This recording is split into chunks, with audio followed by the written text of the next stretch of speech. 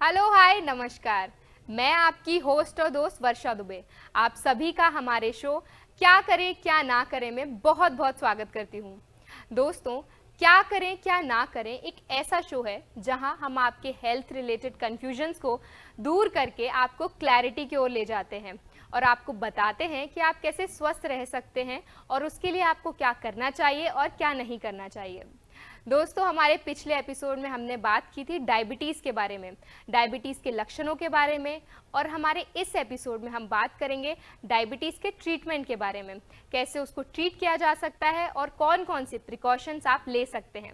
आज हमें इन्हीं सभी विषयों पर गाइड करने के लिए, हमें जानकारी देने के लिए हमारे साथ मौजूद हैं पुणे के जाने माने डायबिटोलॉजिस्ट डॉक्टर भाग्येश कुलकर्णी।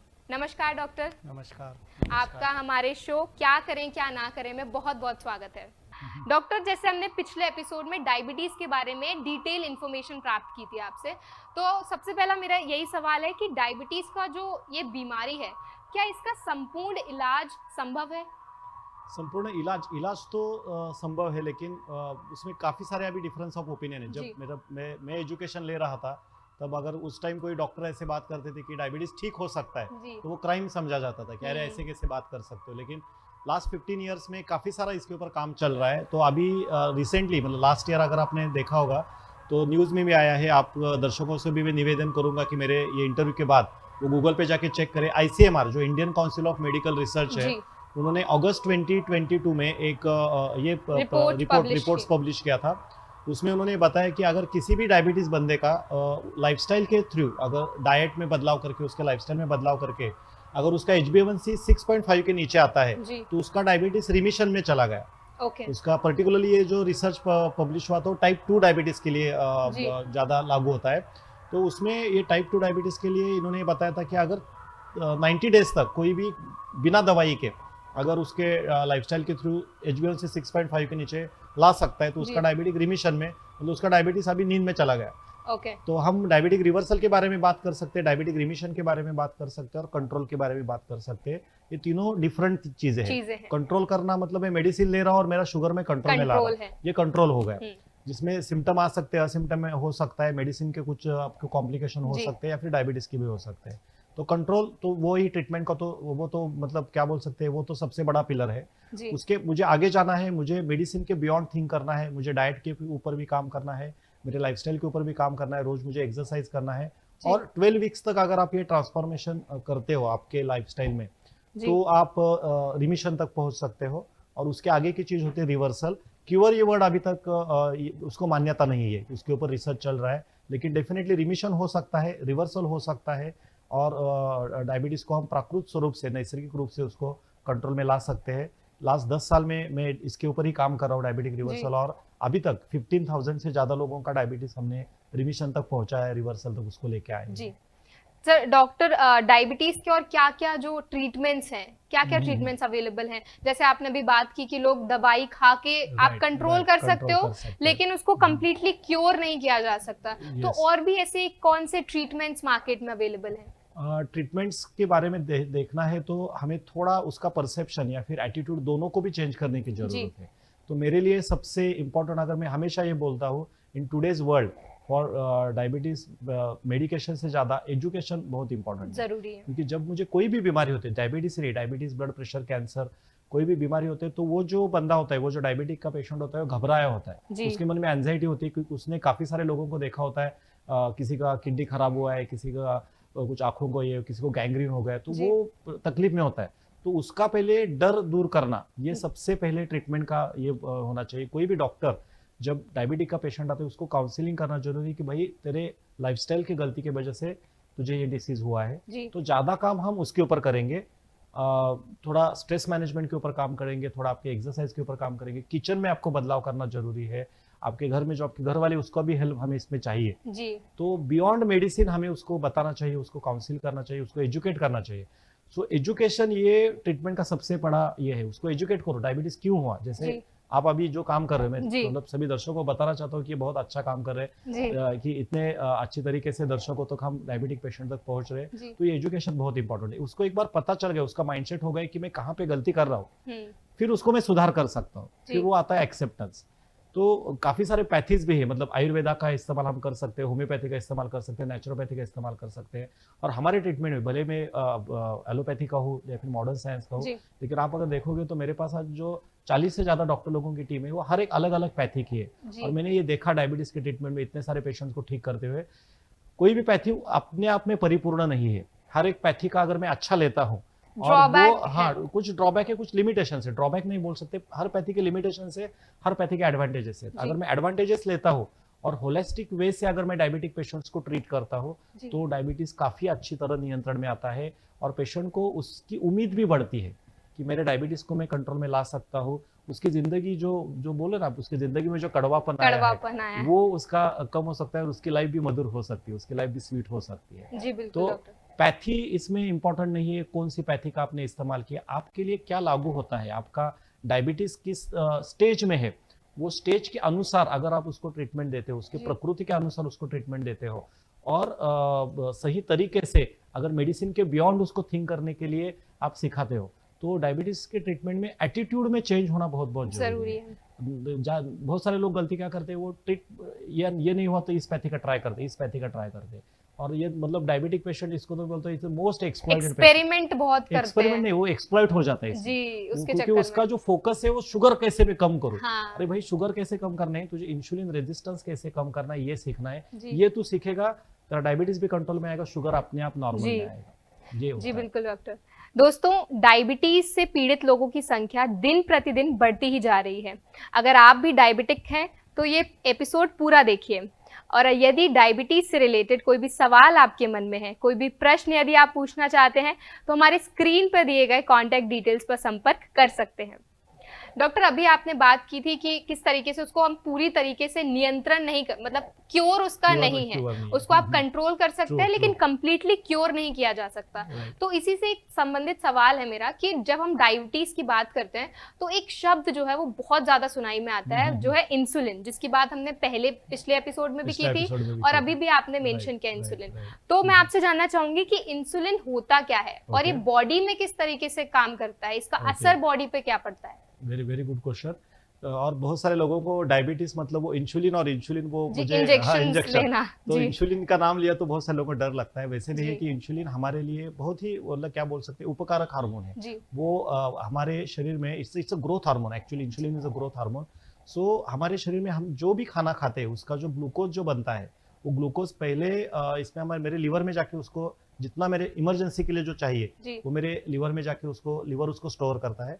और बाकी जो ग्लूकोज एक्स्ट्रा होता है वो ग्लूकोज को हमारे बॉडी में जो जिसको हम बोल सकते हैं मसल सेल्स या फिर जी स्नायु पेशी, वो स्नायु जो पेशी है वहाँ पे उसको फैट के स्वरूप में उसको पहुंचाना पड़ता है और वहाँ पे उसको स्टोर किया जाता है। आगे जाके मुझे कब इमरजेंसी है तो मैं वहाँ से निकाल ले सकूँ। सकता हूँ। जैसे हमारे, हाँ, हम सबका बैंक में सेविंग अकाउंट होता है। जी तो मेरा अगर महीने का इनकम 1 लाख है, मेरा खर्चा 50,000 है, जी मैं ज़्यादा कहाँ पे रखता हूँ, जो सेविंग अकाउंट में सेविंग होता है। तो अकाउंट। मेरे शरीर में भी जो इमरजेंसी यूज है, जैसे हम पर्स कैरी करते हैं या फिर जी पॉकेट होता है हमारा, उसमें जो जितना होता है हम कैश रखते हैं, तो जी लीवर मेरे कैश की तरह है। और जो एक्स्ट्रा अमाउंट होता है वो मुझे सेविंग अकाउंट में जो भेजना है, वो भेजने का जो काम है मेरे शरीर में इंसुलिन के द्वारा किया जाता है। और ये इंसुलिन हमारे शरीर में चाबी की तरह काम करता है। जी तो ये इंसुलिन जब तक नहीं आता है तब तक ये सेल्स उसका दरवाजा नहीं खोलते हैं। जैसे किसी भी बिल्डिंग में आना है तो सिक्योरिटी गार्ड को पहले आपका आइडेंटिटी दिखाना पड़ता है। तो हर एक सेल को ग्लूकोज लेने से पहले वो बोलता है इंसुलिन कहाँ है। कहाँ है? तो इंसुलिन चाबी खोलता है, फिर वो सेल की चाबी ताला खुल जाता है, फिर ग्लूकोज अंदर जाता है। तो ग्लूकोज का मेरे लीवर से हर एक सेल तक ट्रांसपोर्ट करने का जो काम है वो इंसुलिन के द्वारा किया जाता है। और उसका प्रोडक्शन जो है वो स्वादुपिंड में, और उसका प्रोडक्शन हर एक बंदे में, एक नॉर्मल एडल्ट ह्यूमन बीइंग में जी लिमिटेड है। ज़्यादा से ज़्यादा 100 से 110 यूनिट इतना इंसुलिन मेरे बॉडी में हर रोज प्रोड्यूस होता बनता है। है। और उतना काफ़ी मतलब सफिशिएंट है पूरी तरह से मेरे बॉडी में वो ग्लूकोज मेंटेन करने के लिए।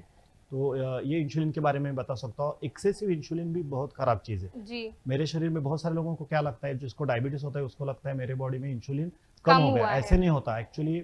सही जगह पे ग्लूकोज नहीं जा रही है, लीवर बार बार पैनक्रियाज के ऊपर प्रेशर डालता है, भाई और ये ग्लूकोज नहीं जा रहा है सही जगह पे, तो उसमें हाइपर इंसुलिनीमिया हो जाता है। और ये हाइपर इंसुलिनीमिया की वजह से, ये इंसुलिन बढ़ने की वजह से, फिर वो इंसुलिन क्या करता है, उस जगह पे नहीं जा रहा है, जी। जिस जगह मिले वहां पे वो ग्लूकोज को ढकेलना शुरू करता है। जी और जहाँ पे वो शुगर जाके बैठती है, उस ऑर्गन का उसका कोई लेना देना नहीं होता, लेन देन नहीं है। वो घर पे आके बिन बुलाए मेहमान की तरह, आ जाता तो फिर वो ऑर्गन परेशान हो जाता है, अरे मुझे नहीं चाहिए, और वहाँ पे वो शुगर अपना रंग दिखाना शुरू कर देती है।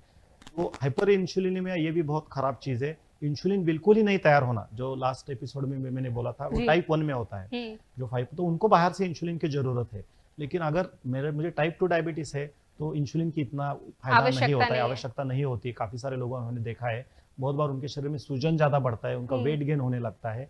और अगर मैं ज़रूरत नहीं है फिर भी मैं अगर इंसुलिन उनको दवा देने की कोशिश कर रहा हूँ, तो फ़ायदे से ज़्यादा नुकसान होने की भी चांसेस होता है। तो इंसुलिन ये जब तक सही तरीके से काम कर रहा है, बहुत अच्छा हार्मोन है। लेकिन अगर उसका अगर हाइपर इंसुलिनीमिया हो गया या फिर बहुत प्रोडक्शन ही बंद हो गया, तो ये दोनों चीज़ें डायबिटिक पेशेंट्स के लिए या फिर किसी के लिए खतरनाक हो सकती है। सर अभी आपने बताया कि टाइप 2 में भी इंसुलिन लिया जा सकता है, लेकिन कुछ लिमिटेशंस हैं, कुछ एक्सेप्शनल केसेस हैं जहां पर आप ले सकते हैं।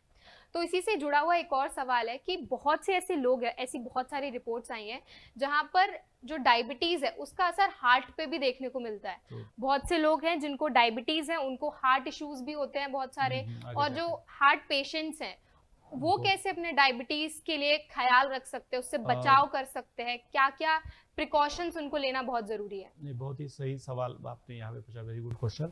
जी। और ये हैंड इन हैंड जाता भी है, और हर एक डायबिटिक पेशेंट को फ्यूचर हाइपरटेंसिव पेशेंट बोला जाता है, हार्ट की बीमारी होने के चांसेस बताए जाते हैं, और वाइस वर्सा भी है। अगर आपको हार्ट के पेशेंट है तो आपको आपका शुगर मॉनिटर करना भी जरूरी है, क्योंकि ये दोनों का कारण, मतलब ये डायबिटीज में, और मैं आपने हार्ट डिसीज के बताया, मैं तो एनी लाइफस्टाइल डिसऑर्डर बोलता हूँ। अगर आपको diabetes, blood pressure, thyroid, PCOD या फिर कोलेस्ट्रॉल का बढ़ना, ये मतलब मैं हमेशा बोलता हूँ एक ही मदर के जुड़वा बच्चे, इनके नाम बस अलग अलग है। नाम अलग अलग इन सारे, इसका जो मूल कारण है वो इंसुलिन रेजिस्टेंस में, जैसे डायबिटीज में शुगर है वैसे ब्लड प्रेशर में सॉल्ट है, तो सोडियम का बढ़ना, ये दोनों भी चीजें अगर मेरे खून में ज्यादा देर तक रुकती है, ज्यादा देर तक ठहरती है, तो वो मेरे खून को ज्यादा थिक, मतलब ब्लड को ज्यादा गाढ़ा बना देती है। नॉर्मली हमारा जो ब्लड होता है थिन होता है, तो हार्ट को उसको धकेलने के लिए ज्यादा प्रेशर नहीं लगता है। जब भी मैं डायबिटिक हूँ, तो मेरा क्या हुआ, मेरा शुगर कहाँ पे बढ़ रहा है, मेरा शुगर ब्लड में बढ़ रहा है, सो मेरा ब्लड गाढ़ा बन जाता है, तो उसको धकेलने के लिए हार्ट को ज्यादा उसको प्रेशर लगाना पड़ता है, और उसके वजह से आपका ब्लड प्रेशर बढ़ना शुरू हो जाता है। दूसरा, जो डायबिटिक पेशेंट्स में हार्ट डिसीज होने के चांसेस क्यों ज्यादा होती है, ये जो शुगर बढ़ी हुई होती है, ये शुगर जो हमारा आर्टेरियल वॉल्स या फिर जो जिसको हम रक्त वाहिनी या फिर धमनी बोलते हैं, धमनी के अंदर के जो इंटीमा होता है, आर्टेरियल वॉल, वहां पे जाके चिपक जाता है, और उसका जो कॉन्स्ट्रिक्शन और रिलैक्सेशन है, उसका जो उसकी जो फ्लेक्सिबिलिटी है वेसल की, वो कहीं पे तो डैमेज हो जाती है, और उसके वजह से भी उनको एथेरोस्क्लेरोसिस होने के चांसेस ज़्यादा होते हैं। तीसरा जो होता है, ये जो सारे ब्लड आर्टरीज है, these are very minute arteries, वो बहुत, मतलब ये पिन से भी बहुत छोटे होते हैं, हमारे आंखों को भी दिखने इतने छोटे होते हैं, और वहां पे जाके अगर मेरे शुगर के पार्टिकल अटक जाते हैं, तो वहां का जो ब्लड का सर्कुलेशन है वो कम हो जाता है, वहां का ऑक्सीजन कम हो जाता है। अगर 1-2 मिनट के लिए किसी ने हमारा ऐसे गला ये किया, दबोच दिया, तो हम सांस नहीं ले पाते। You can imagine diabetic patients में ये सारे जो छोटे छोटे हमारे शरीर में जो ब्लड वेसल्स होते हैं, वहाँ पे शुगर के पार्टिकल जाके उसको ऑब्स्ट्रक्ट करते हैं, और वहाँ तक ब्लड सप्लाई नहीं जाने के वजह से, या फिर वहाँ पे क्या बोल सकते हैं हम, ऑक्सीजन वॉल क्रिएट हो जाए, ऑक्सीजन नहीं जाने की वजह से धीरे धीरे वहाँ का ऑर्गन खराब होने लगता है। फिर इसको हम डायबिटिक न्यूरोपैथी बोलते हैं।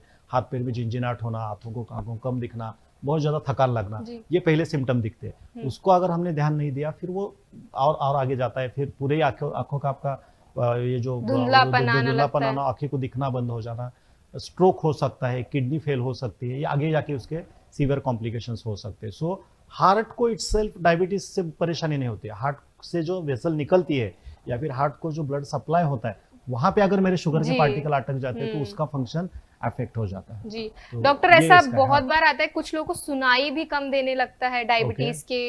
मैंने ऐसे बहुत से केसेस देखे हैं, जो स्टडीज हैं उन्होंने वो बताते हैं कि कुछ लोगों को हियरिंग प्रॉब्लम्स भी शुरू हो जाती है। क्या ऐसा होता है?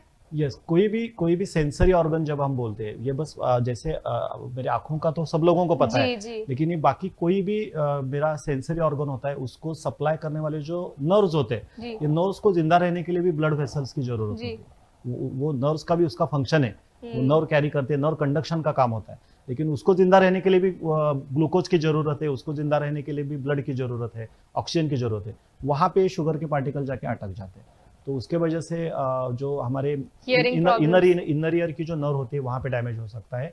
और काफ़ी सारे पेशेंट्स में, डायबिटिक पेशेंट्स में फंगल इन्फेक्शन बहुत कॉमन होता है, जी। तो उनको स्किन भी उतना ही प्रोन होती है। और बहुत बार ये फंगल इन्फेक्शन डायबिटिक पेशेंट्स में एक्सटर्नल ईयर से शुरू होता है, वो मिडल ईयर में जाके बैठ जाता है, और वहाँ पे मिडल ईयर इन्फेक्शन वो जल्दी ठीक नहीं होता। वैसे देखे जाए तो डायबिटिक पेशेंट्स में कोई भी बीमारी इतने जल्दी ठीक नहीं होती, लेकिन उनका अगर मिडल ईयर इन्फेक्शन हो गया, अगर वहाँ पे ध्यान नहीं दिया, तो वो इन्फेक्शन आगे बढ़ के हमारा नर्व कंडक्शन पूरा ये कर सकता है, और उनको हियरिंग लॉस भी इसमें आ सकता है, देखने को मिलता है। राइट। जी बिल्कुल। डॉक्टर, जो अभी लोग प्री डायबिटिक स्टेज में हैं, जिनको डायबिटीज हो सकता है या जिनको डायबिटीज नहीं है, उनको किस तरह के प्रिकॉशंस लेने चाहिए? ये तो मतलब मैं हमेशा मेरे ट्रीटमेंट में ये बोलता हूँ, डायबिटीज को ठीक करने का या फिर डायबिटीज को कंट्रोल करने का अगर सही समय कौन सा है, जब आपको डायबिटीज परेशान नहीं कर रहा है। मैं दर्शकों को यहाँ पे सब लोगों को से निवेदन, रिक्वेस्ट करना चाहता हूँ, बहुत सारे लोग मेरे पास या फिर हमारे पास कब आते हैं, डॉक्टर मेरा अभी ऐसा हो गया, मैं अभी 6 दवा ले रहा हूँ, मेरा इंसुलिन चल रहा है, मुझे कोई ना कोई तो कॉम्प्लिकेशन हो गया। वो समय सही समय नहीं है। उस टाइम पे डायबिटीज जब आपके ऊपर हावी हो जाता है, उस टाइम आप रिवर्सल के बारे में सोचोगे तो वहां से रिवर्सल आना बहुत डिफिकल्ट है, मुश्किल है। जब आपको डायबिटीज परेशान नहीं कर रहा है, जिसको आप प्री डायबिटिक बोलते हैं। बहुत सारे लोग क्या बोलते हैं, मैं आधी गोली ले रहा हूँ, मैं एक ही दवा मेरी चल रही है, अभी तो मुझे कोई परेशान नहीं है, अभी क्या मुझे, मैं तो अभी खाना खा लेता हूँ। बहुत सारे लोग मैंने ऐसे भी देखे हैं कि तो उसमें क्या है, चलो सुबह शाम 4-5 जलेबी खाओ और दवा का डोज बढ़ाओ या फिर इंसुलिन ज्यादा बढ़ाओ, ये बहुत ही हानिकारक है। डायबिटीज जब तक उसके रंग नहीं दिखा रहा है तब तक ही उसको कंट्रोल में लाने की कोशिश करो। ये डायबिटीज को मैं इसको हमेशा क्या बोलता हूँ, ये मतलब जैसे हम कोई इसमें देखने जाते हैं, कोई भी मूवी देखने जाते हैं, कोई भी उद्यान में जाते हैं और या फिर कहीं पे इसमें होता है, तो पिंजरे में बैठा हुआ ये शेर है, तो बाहर से देखने में बहुत अच्छा लगता है, हाँ शेर है। अगर वो दरवाजा मैंने खोला और शेर बाहर आ गया तो फिर क्या हो जाएगा, ये वो शेर जब तक बंद है तब तक ही उसको आप अच्छी तरह से करो। वो शेर अगर बाहर आ गया तो डायबिटीज वैसे है, डायबिटीज जब तक उसके रंग नहीं दिखाता है तब तक ही डायबिटीज के ऊपर काम करो। तो प्री डायबिटिक या फिर जो भी आप बोल रहे हो कि मेरे घर में है, तो डायबिटीज नहीं होने के लिए जितना मुझे मेहनत लेना पड़ता है, वहाँ जो ठीक करने मेहनत लेना पड़ता है, वो बहुत कम मेहनत है। एक बार डायबिटीज में उसके रंग दिखाना शुरू हो गया, कोई आपका ऑर्गन खराब हो गया, तो भाई वो फिर आपको भगवान ही बचाए। जी डॉक्टर, जैसे आपने भी बताया कि आपको पहले ही प्रिकॉशंस लेना बहुत जरूरी है, तो डॉक्टर ऐसे बहुत से लोग हैं एज वाइज उनको डायबिटीज है, अलग अलग एज ग्रुप्स के, तो हर एक एज ग्रुप के लिए क्या डायबिटीज के ट्रीटमेंट्स, प्रिकॉशंस अलग अलग हैं या सबको एक ही तरह का चीजें फॉलो करनी है? सबको एक ही तरह से हम नहीं कर सकते हैं, क्योंकि अगर छोटे बच्चे तो ग्रोइंग स्टेज में होते हैं, तो उनमें हमें ग्रोथ का भी पैटर्न देखना पड़ता है, और उनका मतलब इस केस में हमें प्रोटीन उनका अच्छा रहे। और अगर मैं थोड़ा ओल्ड एज में हूँ या फिर मैं अगर मिडिल एज में हूँ, अगर मैं ओवरवेट हूँ, तो उसका लाइफस्टाइल अलग होता है। काफी सारे मेरे पास जो आते हैं उनका वजन कम होता है, तो उनको हमें मसल गेन करना सिखाना होता है। तो डायबिटीज के ट्रीटमेंट में सब में एक कॉमन चीज क्या होती है, हमें फैट को घटाना है। ये मतलब ये सब लोग यहाँ पे अच्छी तरह से बात समझ लो, जिन लोगों को डायबिटीज पूरी तरह से नियंत्रण में लाना है नैसर्गिक रूप से, तो आपको चर्बी को घटाना है, आपके फैट को घटाना है, और साइमल्टेनियसली आपके मसल को गेन करना है। जैसे जैसे आपके बॉडी का फैट घटता है, आपके इंसुलिन का रेजिस्टेंस कम होता है, और जैसे जैसे मसल बढ़ता है तो आपका इंसुलिन का सेंसिटिविटी बढ़ता है। दोनों चीजें साथ में जानी चाहिए। बहुत बार क्या लोग क्या करते हैं, हाँ मैंने वेट कम कर दिया मेरा, और बहुत सारे लोगों के डायबिटीज में वेट कम होता है तो उनका एक्चुअली मसल लॉस होता है। मसल लॉस अगर डायबिटीज में होगा तो वो आपके लिए, वो आपको आपके बॉडी में आपका डायबिटीज है कॉम्प्लिकेशन बढ़ रहा है। तो दोनों चीजें साथ में जानी चाहिए। तो आपको सबसे पहले जब डायबिटीज पेशेंट कोई ट्रीटमेंट लेते हैं तो उसका असेसमेंट होना बहुत इंपॉर्टेंट है। आप नॉर्मल वेट में हो, ओवर वेट में हो, या फिर आप इसमें हो, आपका लाइफस्टाइल कैसे है। सपोज आप ओल्ड एज में हो, अगर मैं उनको, हमारे इसमें बताया जाता है आपका एंटी ग्रेविटी एक्सरसाइज करने, तो मैं अगर बोलूंगा भाई तू स्टेप अप डाउन करो, अगर उसका घुटने में पहले से दर्द है तो उसको मैं नहीं बोल सकता भाई तू अप डाउन कर, मैं उसको बोल सकता हूँ इंटरवल में वॉक कर, slow fast slow fast slow fast. आप यंग हो, एथलेटिक बॉडी है आपका अच्छा है, तो you can go to gym also. लेकिन एक्सरसाइज या फिर कोई भी चीज ऐसी होनी चाहिए जो उसको अच्छा लगे, उसको सूट हो, उसके प्रकृति को सूट हो। तो एज वाइज डाइट में भी थोड़ा बदलाव आएगा, उसके एक एक्सरसाइज पैटर्न में बदलाव आएगा, और उसके लिए उसका सही असेसमेंट होना बहुत जरूरी है। और यही बदलाव धीरे धीरे होना चाहिए। धीरे। बहुत सारे लोग क्या करते हैं, कहीं से उन्होंने जान लिया, समझ लिया, तो चलो कल से शुरू कर देते, एसिडिटी इमीडिएटली बॉडी में बढ़ जाती है। सो उसका प्रोसेस है, you have to assess. Assessment के बाद डिटॉक्स, शरीर में आपका पेट साफ रहना बहुत इंपॉर्टेंट है। आपका डिटॉक्स होगा, डिटॉक्स कंप्लीशन होने के बाद फिर आपका डाइट में बदलाव आएगा, और वो धीरे धीरे बदलाव हम करेंगे। पहले आपके रात के खाने के ऊपर हम बदलाव करेंगे, फिर दोपहर के खाना, फिर ब्रेकफास्ट, हम्म। फिर ओवरऑल आपका ये कैसे बदलना है। और सबसे जो बदलाव होना चाहिए शॉपिंग लिस्ट से शुरुआत होती है। शॉपिंग लिस्ट, जी बिल्कुल डॉक्टर। डॉक्टर, आज आपने हमें और हमारे सभी दर्शकों को डायबिटीज को कैसे ट्रीट किया जा सकता है, उसके लिए क्या क्या प्रिकॉशंस लेने बहुत ज़रूरी हैं, ये सभी जानकारी के लिए आपका बहुत बहुत धन्यवाद। Thank you. दोस्तों, हमारे आज के एपिसोड में बस इतना ही। हम आशा करते हैं कि हमारा आज का एपिसोड आपको बेहद पसंद आया हो और हमारे डॉक्टर के द्वारा दी गई जानकारी आपके बेहद काम आए। दोस्तों, हमारे अगले एपिसोड में हम बात करेंगे ऐसी ही एक और बीमारी के बारे में, जहां हम आपको बताएंगे कि आपको उस बीमारी के लिए क्या करना चाहिए और क्या नहीं करना चाहिए। तब तक के लिए अपनी होस्ट और दोस्त को इजाज़त दीजिए और मैं मिलती हूँ आपको हमारे अगले एपिसोड में। तब तक के लिए अपना ख्याल रखिए, स्वस्थ रहिए और हमसे जुड़े रहिए BVG TV पर। धन्यवाद।